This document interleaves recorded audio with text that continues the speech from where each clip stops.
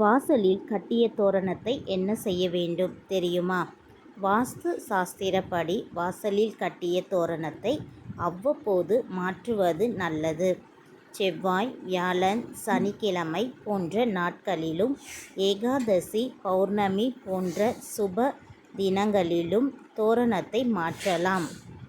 பழைய தோரணத்தை குப்பை தொட்டியில் போடக்கூடாது. மரியாதையுடன் அகற்றுவது நல்லது.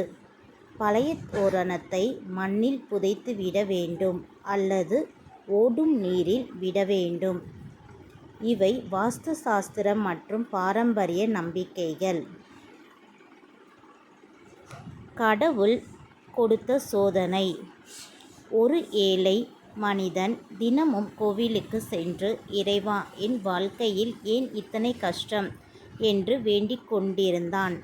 ஒரு நாள் கோவிலில் அவன் மனம் உடைந்து அமர்ந்திருந்தபோது ஒரு வயதானவர் அவனிடம் கூறினார், கடவுள் உன்னை சோதிக்கிறார். இந்த சோதனைக்கு பிறகு உனக்காக ஒரு நல்ல வழி காத்திருக்கிறது.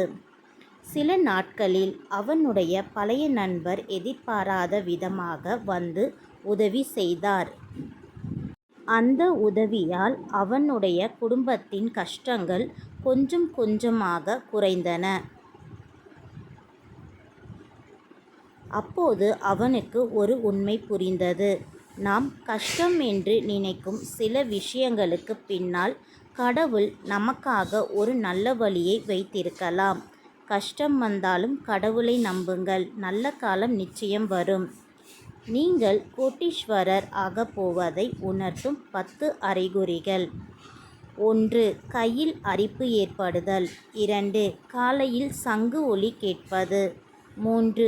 தேனீ வீட்டிற்குள் வருதல். 4. பசு வீட்டிற்கு வருதல். 5. துளசி செடி செழித்து வளருதல். 6. காலையில் சில்லறை பணம் காணுதல். 7. பூனை வீட்டில் குட்டி போடுதல். 8. ஒரே இடத்தில் பல்லி அடிக்கடி காணப்படுதல்.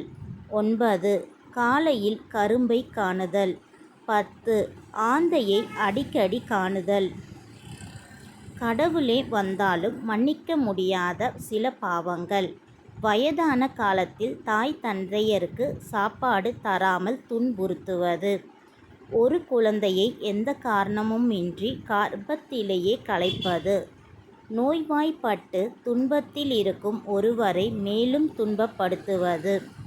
மற்றவர்களின் சொத்துக்களை அவர்களுக்கு தெரியாமல் அபகரிப்பது. கோயில்களை இடிப்பது, கோயில் சொத்துக்களை சேதப்படுத்துவது, ஆக்கிரமிப்பது, குழந்தைகளை துன்புறுத்துவது.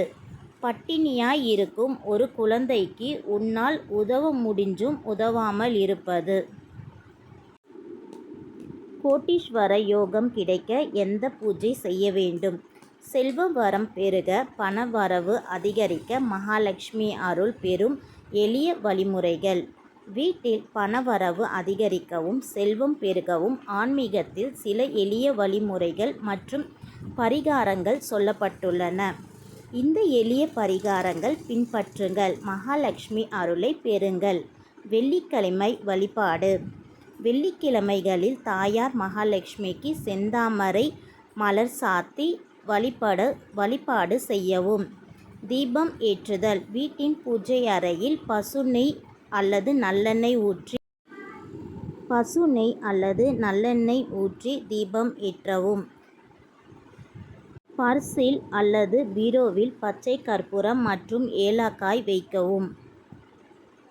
குபேர மூலையில் வீட்டின் வடக்கு திசை தீபம் காட்டி வழிபாடு நடத்துவது மிகுந்த பலன் தரும். மகாலட்சுமி ஸ்தோத்திரம் மற்றும் கனகதாரா ஸ்தோத்திரம் தினமும் படிக்கவும். வியாழன் மற்றும் வெள்ளிக்கிழமைகளில் ஏழைகளுக்கு அன்னதானம் அல்லது தேவையான பொருட்கள் தானம் செய்யவும்.